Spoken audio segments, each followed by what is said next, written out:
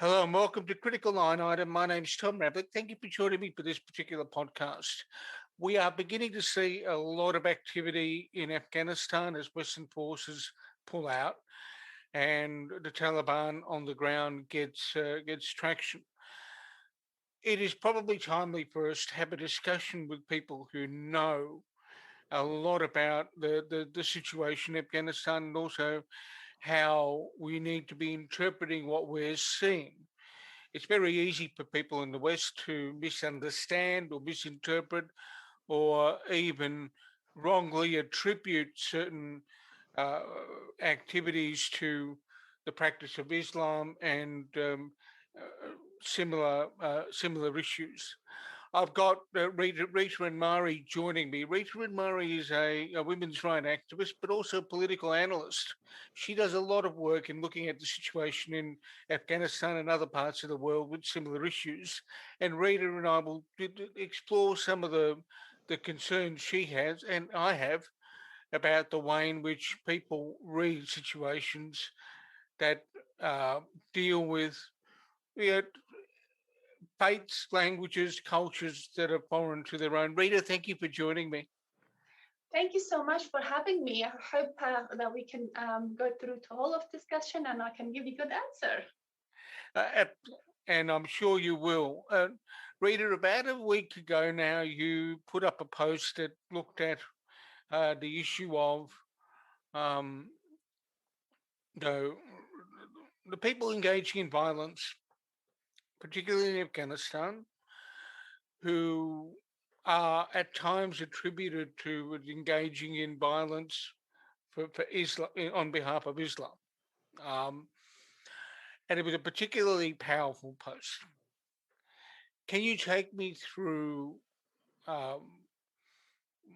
what you meant in explaining the situation the way you did?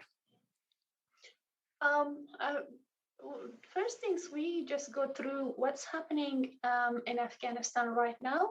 Um, the opposition group, which is we calling Taliban, they be using the name of Holy Quran or Islam to recruit their own soldiers or the fighters, and also brainwash them from age of very young and to fight against of infidels, and you will go to paradise basically. But this is totally wrong. There's nothing on the part of Quran that says saying anything to kill someone and you will go to paradise. And that is why people like us, then we need to step up and we need to educate people. There is a people they using name of Islam for their own benefit and they for the political reason basically to give them power to stand up. These last 40 years in Afghanistan's wars happening by name of jihad, basically. Jihad against who? Afghanistan country, 99% is Muslim. We've got a 1% of uh, Hindu. The rest of them is all Muslim. Who actually you fighting? Who's your enemy? Basically, they're using the name of Islam for political reason to brainwash people to standing against of that. Yeah, that post was absolutely that was a message for the people to wake up. Don't be fooled. Whoever using the name of religion, that is should be their own benefit. They're not doing it because of the people. They're not doing it because of the religion. Religion, we living in the 21st century. The 21st century people, they're all educated, they're understanding it, and also they interpret Holy Quran in the better way as well. But whoever is Taliban, they don't let people to get education. They don't let people to read the history of Islam. They just only interpret it the only the way one because their own benefit, and that's totally wrong. One of the issues that has come up even in my own reading is that uh, the mainstream Islam is moderate, um, and people who are believers, who are adherents, are for the most part, peaceful, Mhm. right? How, you know, how is it that we get to a point where uh, the extremists take hold in a particular part of a country? Say, for example, Afghanistan, where the Taliban is fairly active, along with other groups as well, but Taliban mainly. How, how do how do we get to that point, Rita? Because there are people who won't understand the dynamic because they see it as something that might be foreign to them. Um, okay, as I mentioned before, the war starting 40 years ago. Hmm. Basically, if we hear the interview, Hillary Clinton, she had a speech on Geneva, and that speech is on my own social media as well, and my Facebook. And she mentioned we actually create a group 40 years ago against Soviet Russia. So we thought the best way to do that is we use the part of religions, because they analyze, if we use this group, that's a very powerful. We train them, your country, your motherland is in danger of infidel.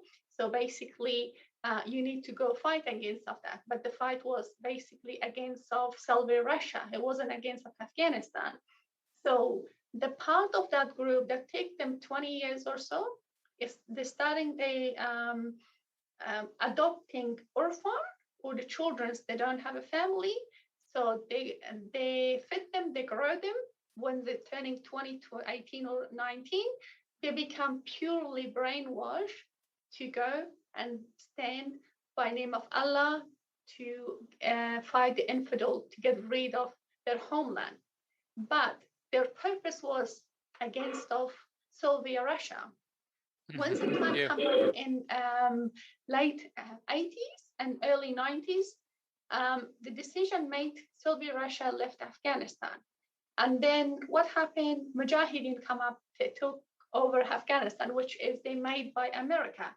They took over in Afghanistan. And then the fight started in Afghanistan between their own Mujahideen, because Mujahideen, they had few parties, very strong one.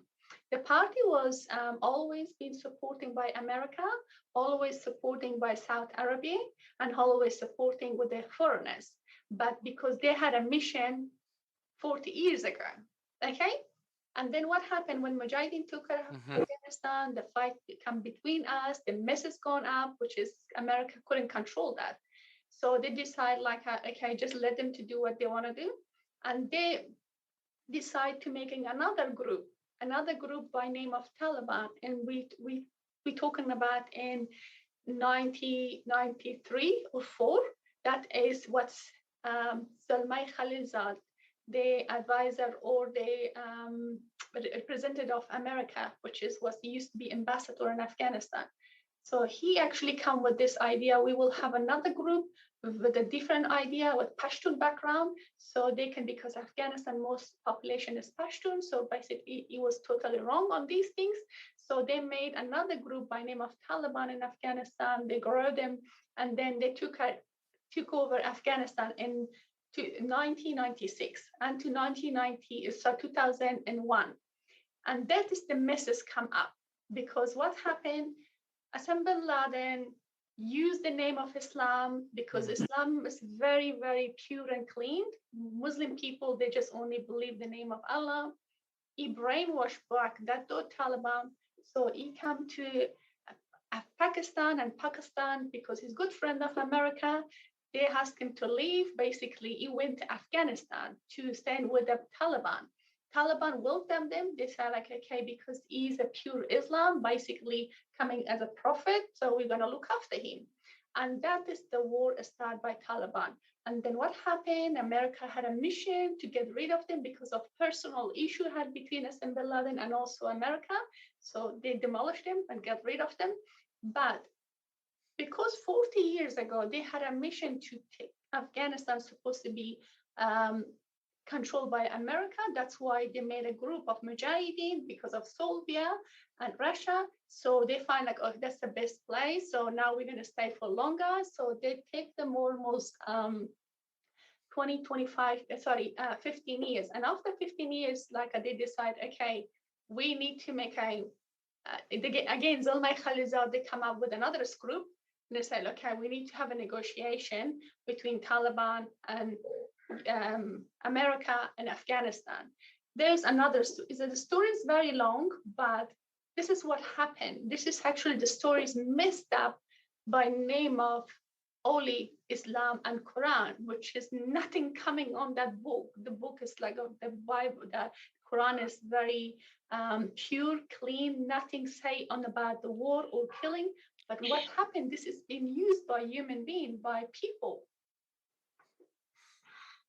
Now we mentioned the various things related to Al Qaeda, Osama bin Laden. Obviously, once 9/11 happened, almost 20 years ago, Afghanistan ended up getting a visit from U.S. forces to try and deal with Al Qaeda, and they didn't quite catch up with Osama bin Laden until May of 2011. There's something, and I mentioned earlier on that you're a women's rights activist, and whenever a group like the Taliban begins to take territory over, they are imposing upon women in the jurisdiction what is a very illiberal or not liberal regime. What are you hearing from people in Afghanistan at the moment about what's going on? Oh, so in Afghanistan, the people, because the war is starting 40 years ago, they're born in a war, they grow up on the war, and they're living in the war, basically. It's coming like generation after generation. Who born in the war, they have got a children, and their children is now they're grown up, basically. And then the idea was to get rid of Osama bin Laden. They did. Taliban took over Afghanistan for 6 years. They never made any school. They never made any print any book. They was against of that, especially for women. They didn't have any right for the women to go to school or do anything.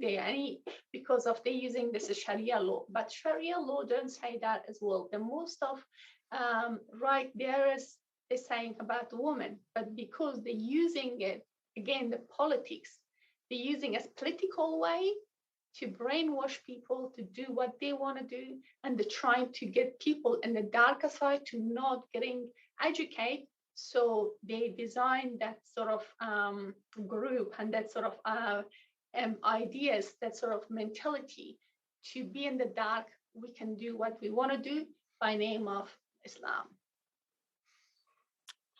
One of the challenges, Rita, that people who don't have your understanding will sometimes face is trying to understand, the situation of basic tenets of a faith, and then how people manipulate faith for, as you say correctly, political purposes. What are the things that we can do better, for example, in a society like Australia, country like Australia, to enable us, whether it be the media, whether it be this education system, to better understand that Islam and the way it's practiced by to the mainstream Muslims, as opposed to what's reported in the press when people see a mention of the Taliban and what the Taliban is currently trying to reinforce in Afghanistan? Basically, it's I call it this politics again. It's the politics playing a big role in people's mind. Basically, politics already made a decision where Afghanistan government should lead, where it's supposed to be, but the way they want to get it done to people, then because Afghanistan people, they're not people of 20 years ago. They have got a different idea, different mentality. Even the woman is different as well. They're more educated. And so that is basically another way to challenge it in the hard way. So the Taliban is coming take over. They're using this province, this province to show him the taste of the Taliban. Because lately in Afghanistan, people was protesting. The Afghanistan government has got so much corruption. We're not happy with it. We want Taliban to take over. Right. Now the Taliban has took over lots of province. What do you see? They're executing young men, slaughter in front of people. They're actually executing women in basically in middle of nowhere, but knowing what's happening. They doing taking force young girls from age of 14 over by forced nikah for their third or second wife, because the girl is supposed to be not be single when they are 14 years old. That's their law. So now people, they come out from their own house and their own door by taking any things. The action can be a weapon. This is how we are against of Taliban. Basically, what happened? Now Afghanistan people, they saw the Taliban is 20 years ago, they're not changed, they're not educated, even they got worse. So that was another plan for a good politician to show like, okay, we want to hand it over. Are you guys ready for it? Afghan people say, no, we're not ready, because what's happening? Because now we saw a taste of it. 13 provinces, not province, they, what do you call, suburbs being took over by Taliban. We saw the taste of it. And now everybody's saying we want a Afghanistan government. So if we think like really deeply, how dirty the politics can play on these things. It's a human life we're talking about. Absolutely. Yeah. When we're looking at say a country like Australia, sometimes the discussion about matters of faith can get a bit fired up, whether it be on social media, whether it be in the press.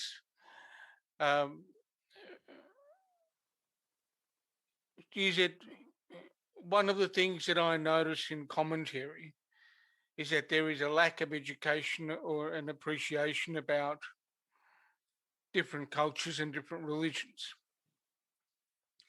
How important is it for people in Australia to be educated in say comparative religion, to be able to better understand what the broader Islamic community believes? So basically, we are so lucky. We're in Australia. Australia is a multicultural country. We do each suburb in Australia, especially Queensland. I have seen their mosque there. People going for Jummah pray, and we can see faith of Ramadan praise happening. We see the senior police officers coming for the pray with the Muslims standing shoulder to shoulder. We see the politician, MPs coming standing shoulder to shoulder. That's the benefit we have got. That is what Australia offers to the people to understand. It doesn't matter which religious you believe, you're one, you're a human being. But make sure, believe, do whatever is the law of that country saying. You believe whatever religion, but be under umbrella of the good country's law, basically. And people, yes. Only thing you remember, whatever you believe inside of your heart, That's your personal things. Whatever we were, it's for the public, but inside is personal. Nobody can see it. People, they can play it on different way in politics. People can take it inside. So for people to understand in Australia and especially what happened on Sydney, especially what happened on Christchurch and New Zealand, people got a little bit shiver what's happening, but this sort of things is the 9/11.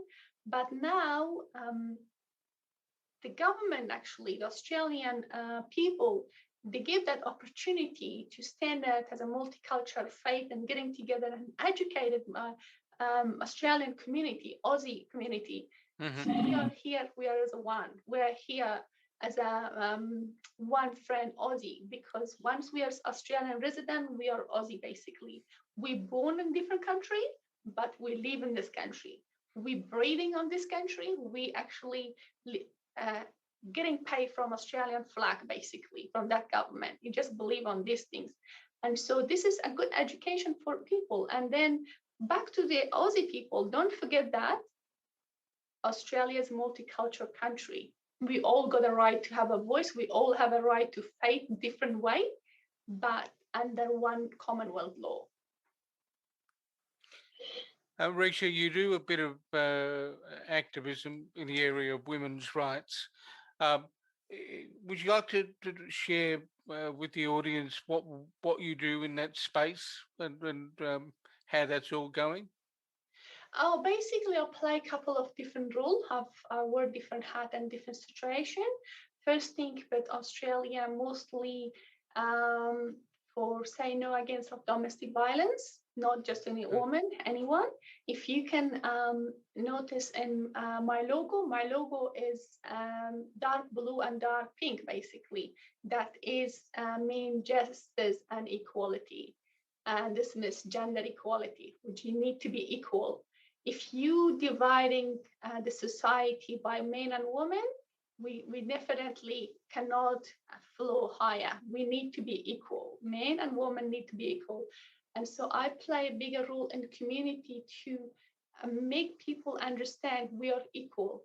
We are human beings. We have got the same right. We need to be the same. But coming back to in Afghanistan, I stand up to educate them in the better way, the society, and also women right to Afghanistan. Women is on danger, especially right now. People got a fear, especially when Australian embassy got closed down in Afghanistan. That was the biggest fear for the Afghan community in Afghanistan. They was thinking businesses getting closing, and also big restaurant was closing. The shopping center was trying to selling it and moving from Iran or Pakistan, whatever it is, because they thought Afghanistan government going down and Taliban taking over, because the Australian embassy got closed down. But because of our good friend stand up and raise their voice, and how we can see right now, the Scott Morrison government, they've got some negotiation. Hopefully we can take their diplomat to the next level, because we have got a good friend in Afghanistan, especially the interpreter and guards. They need us the most. I've been looking at that situation in other interviews as well. What is your understanding of the situation on the ground at the moment in Kabul for those people who are the sort of the former and current embassy guards and interpreters? Their life is actually in high threat situation, because they are, once you're working with a foreigner country, and that means you have got a stamp of foreigner basically. And if they think even the Taliban is not in the Kabul city, but it's still the suicide and also target killer is quite easy and obvious. And they're trying to hide themselves because their friend, their foreigner, which is they work for 10 years, they're no longer there to support them. For example, when the foreigner come to Afghanistan, like our good Aussie friend, they need an interpreter to tell them where to shop, where to eat, where to dress, where to go to find the enemy, where to do this, where to go to petrol. basically, there was another soldier was standing next to them, shoulder to shoulder. What do you think? The Taliban want to leave them to stay because they will think like you're the one show us like where we are. You're the first we're killing, but not the Australian because Australian, they come for a purpose of their job. But you actually the one that was show them the better way to get rid of us. So it's very logically can tell us their life is in the threat. Their life is in danger, basically. There is no way for them only to get out of Afghanistan until situation has come down. You would have heard that the Australian government is thinking about sending some foreign affairs presence back into Afghanistan. Do you think that will change things for people in Kabul? Oh, that will give them a little bit of comfort. They said, okay, we've got a friends here. But remember, the biggest depot was in Bagram in Kabul. They got closed down. That is the place which is the jail is there, which is the Taliban, 5,000 Talibans there, still there. Still people, they're thinking like, are you joking? What's happening? You're leaving and then coming back? And when are you going to go back? What's happening? It's a big playing in people's mind right now. Of course, people will feel comfortable, especially right now, the message is going to the businessmen and the stuff. Okay, Australia's coming back, things going to get better, but still the fear is very high. Rita, that's a good point at which to make the point about the situation in Afghanistan, but also it's not to close our conversation this afternoon.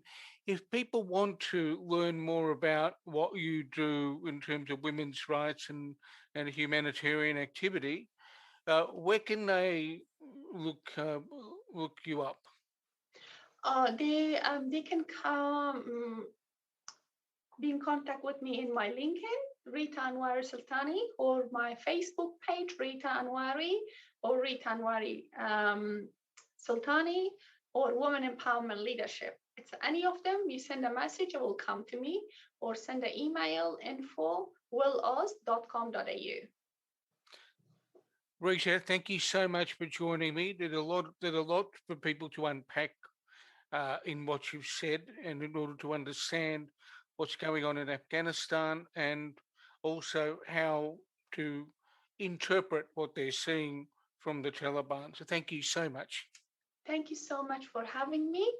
Hopefully we can meet again. We can discuss more things in the future. Thank you. Thank you.